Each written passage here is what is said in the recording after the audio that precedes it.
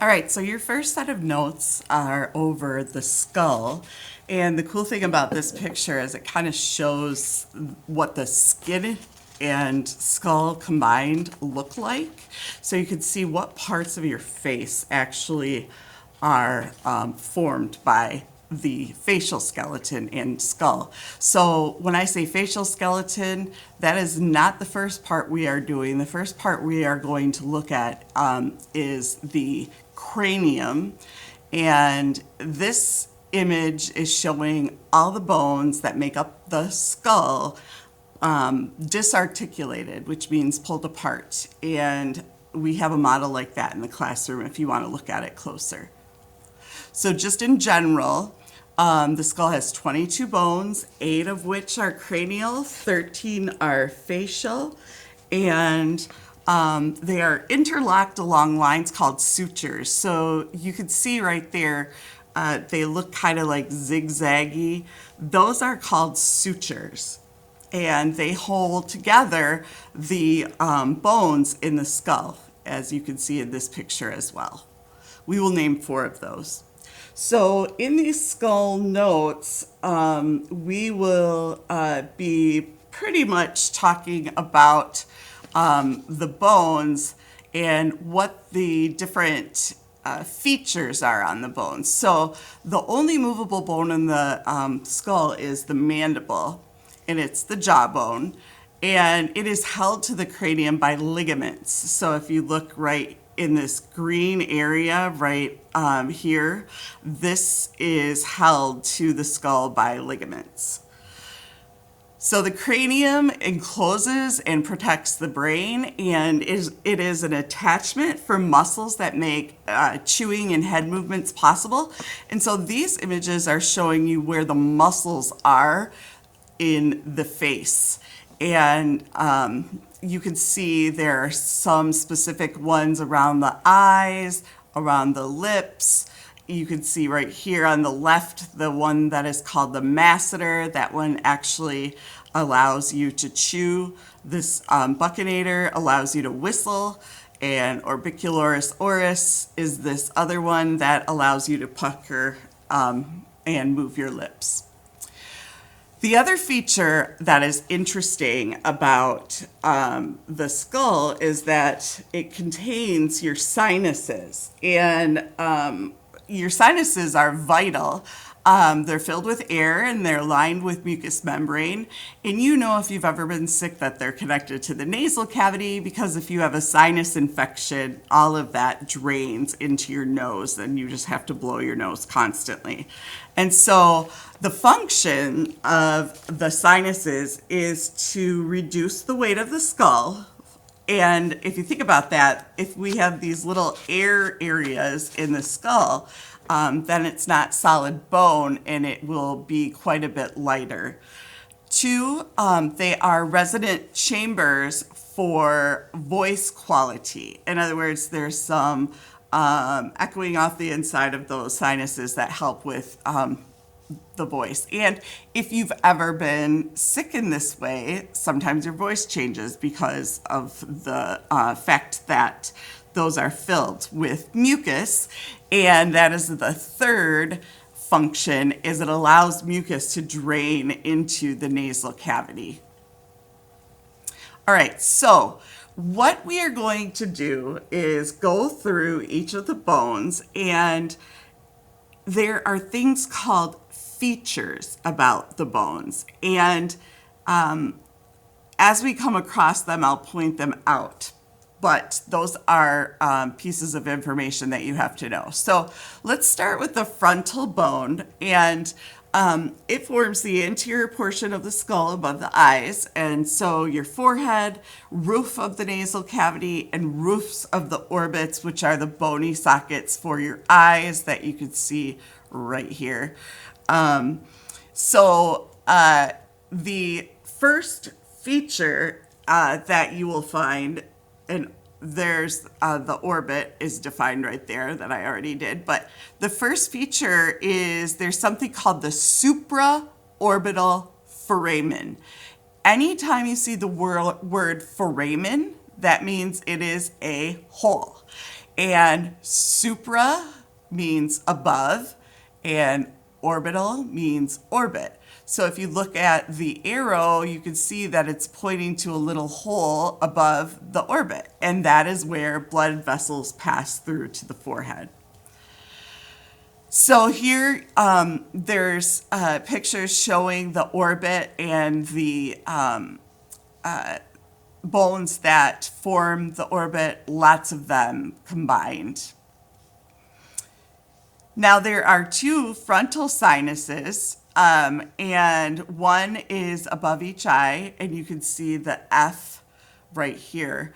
And so if you ever have a headache and it's right above your eyes, that might be a sign that you have a sinus headache.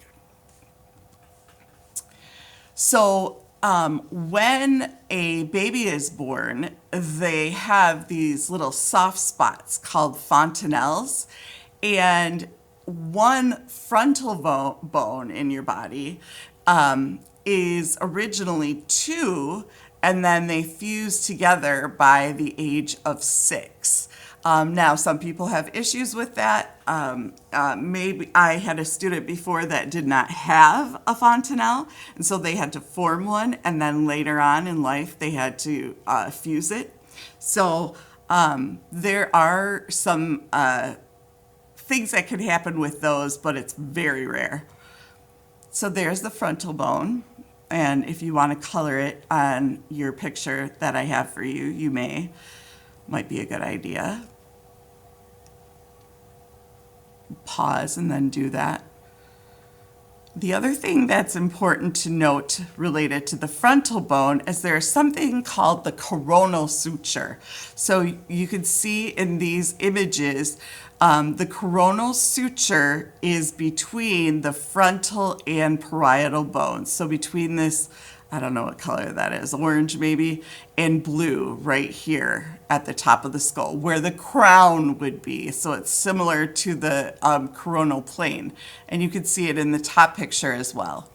Coronal suture is between the frontal and parietal bones and hold them together.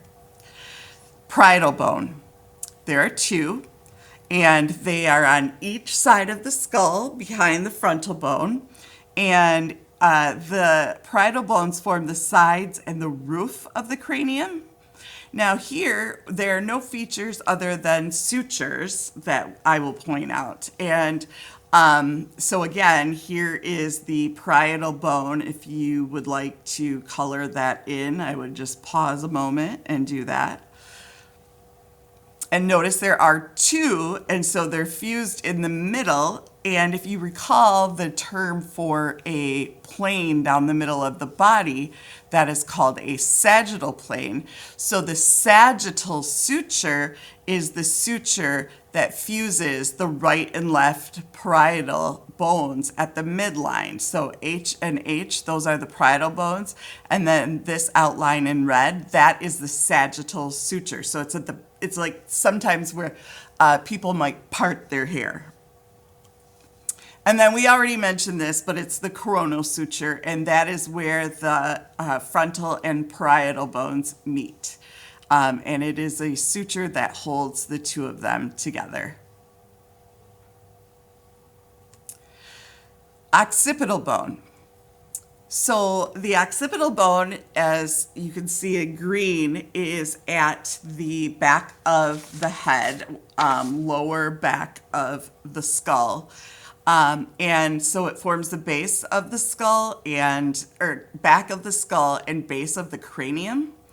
There's a suture there, and this is our third suture. So we have 4. So the third suture is the lambdoidal suture. And the lambdoidal suture is where the parietal and occipital bones meet. So there's one on this side, and there's one on this side. Lambdoidal suture. And sometimes it's called lambdoid, but I like calling it lambdoidal, but I'll accept either. There are also other really important features of the occipital bone, one of which is called the foramen magnum. So foramen is relating to a whole, and magnum means large. So it is a large opening at the base of the skull, and it is marked here with a star. And it allows nerve fibers from the brain to pass through into the spinal cord. So that is the only exit, only opening for things to leave the skull. And so, excuse me, so that is where the fibers that lead to the spinal cord go. There's also things called occipital condyles. And again, you should maybe color these as we're looking at them. Just pause if I'm talking too fast. And you can see them, they're little bean-shaped things on either side of the foramen magnum. And they're what we call processes. Condyles are processes that stick out. It's difficult to tell that from this picture on the top right, but you can see them in the bottom picture in green. So those are the occipital condyles. And you are not really going to be able to label that very easily on your right-hand picture on that page, but you can try, or you could draw it in or something like that. The important thing about the occipital condyles is that they articulate, which means join with, the first vertebra, which is called the atlas. And so that's what's pink down here. So that joint is basically keeping your head on your vertebral column. Here's the occipital bone underside view. Here are the occipital condyles, foramen magnum. Here's another image, occipital condyles, foramen magnum. And then on this image, you can label the lambdoidal suture and the occipital bone. Next bone, temporal. There are two. They form the sides and base of the cranium. And you can see that because letter J, it's the side of the cranium, but then it also kind of curves around the bottom underneath. The suture here is the squamosal suture.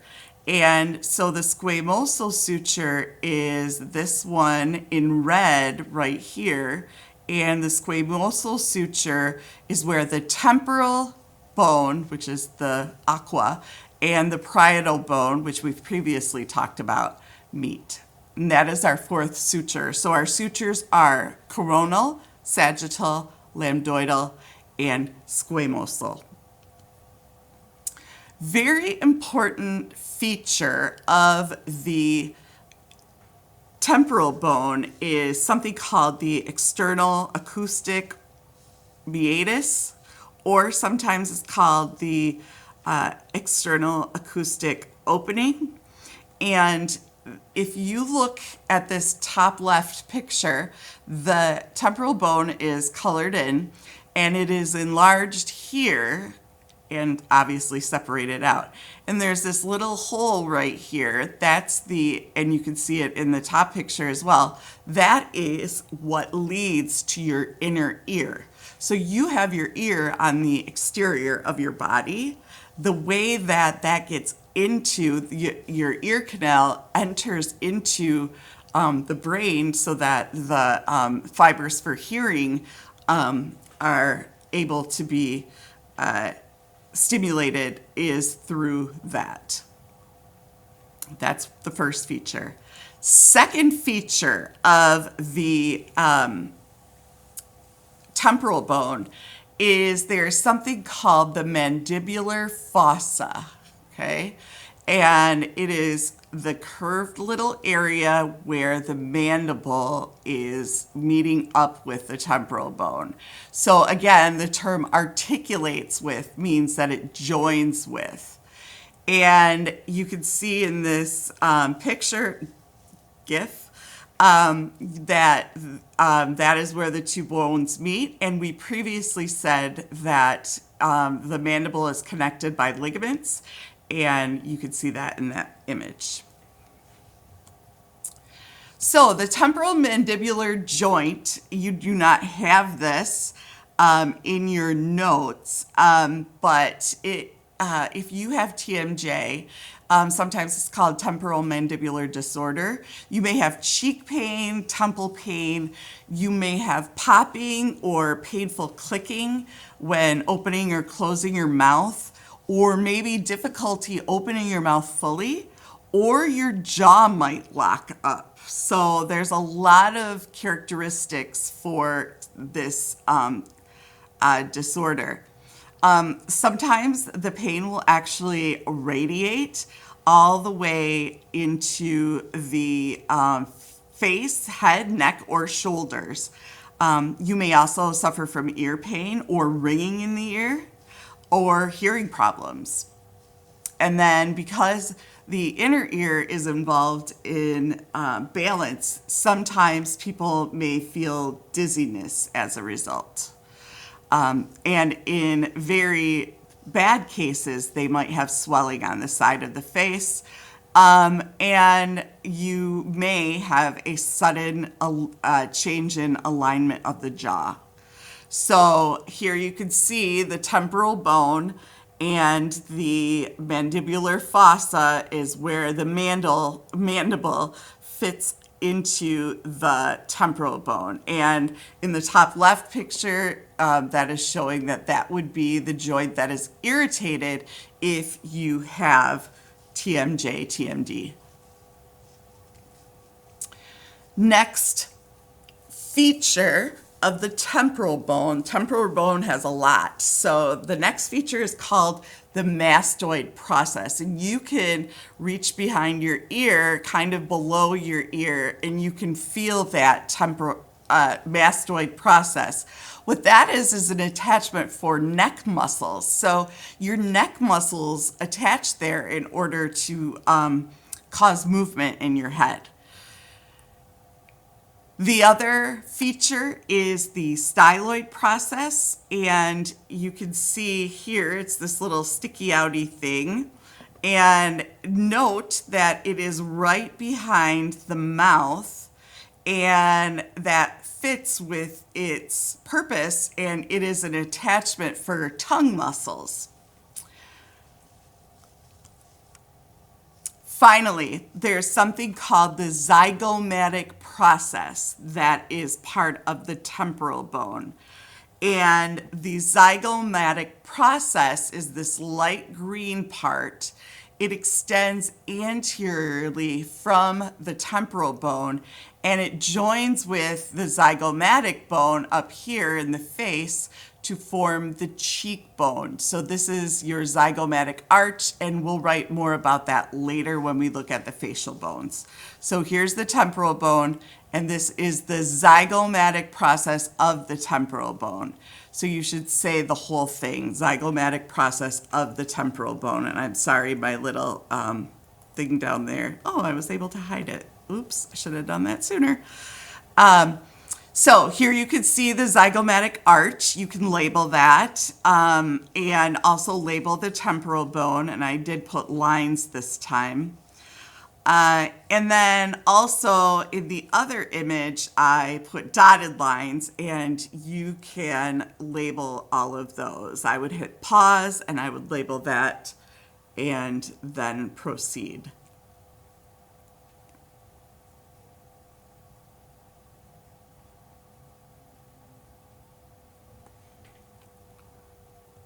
Okay, so sphenoid bone. Sphenoid bone forms the base of the cranium, and you can see that it goes across. This has the jaw removed, so it's the bottom of the skull with the jaw removed, and it forms the floor and the sides of the orbits. Here it is again in green.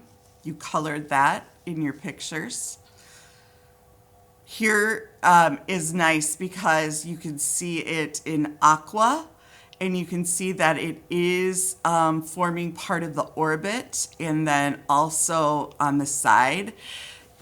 That's kind of what you think of when you think of your temple, even though it's not the temporal bone, it's the sphenoid bone. And here's a nice picture. You can see all of the different bones that make up the skull. And there it is again.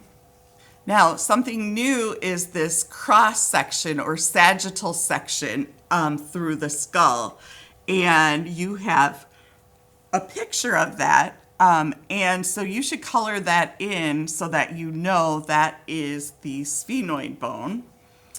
And the important thing about the sphenoid bone is and this is on there as well, is there's like a little indentation right here, and that is called the sella turcica. And you can see it on the underside view right here. That is where your pituitary gland fits. And your pituitary gland is so important for so many functions in your body that it's necessary for us to make sure we mention that. And then there's also a sphenoidal sinus on each side. So you can see right here, this is the sphenoidal sinus. Here's the sella turcica. Here's the frontal sinus, which you can also label on that image. So if you look in this lower right-hand picture, it shows all of the sinuses. So we've talked about the frontal sinus, the sphenoid sinus. We're about to mention the ethmoidal sinus. And then when we talk about the facial bones, we'll talk about the maxillary sinus. Here's a little up-close image. You can see right here, this is the sphenoid bone with the sphenoidal sinus. This is the ethmoid bone, which we'll talk about in a second. Here's the sella turcica. There's another view. You can see it's kind of like a purple color in these pictures. Another one. Just doing this so you can label as much as possible every view. Last is the ethmoid bone. And it is located in front of the sphenoid. And this is kind of a picture, various pictures to kind of help you see where it is located. The best one, in my view, is right here, the coronal view, because you can see that if you remove the nose, it's right there. And it also forms a part of the nose, and we'll talk about that in a minute. So there it is again. And you could see this long structure is this long structure that is part of the formation of the nasal septum. So it's in front of the sphenoid, and it is made of two parts, even though there's only one bone, and they're on each side of the nasal cavity. There are a couple of views for you.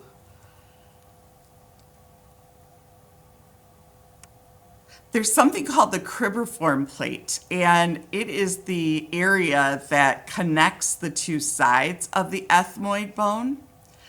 And then there's also something called crista galli that's in the middle. And the importance of that is that it is an attachment for membranes that hold your brain, the membranes that cover your brain and keep it compact. So going back to this picture, looking at this one, this is the crista galli. And you could see it again. This is the original picture that we had. And I am not going to have you label it, so don't worry about that.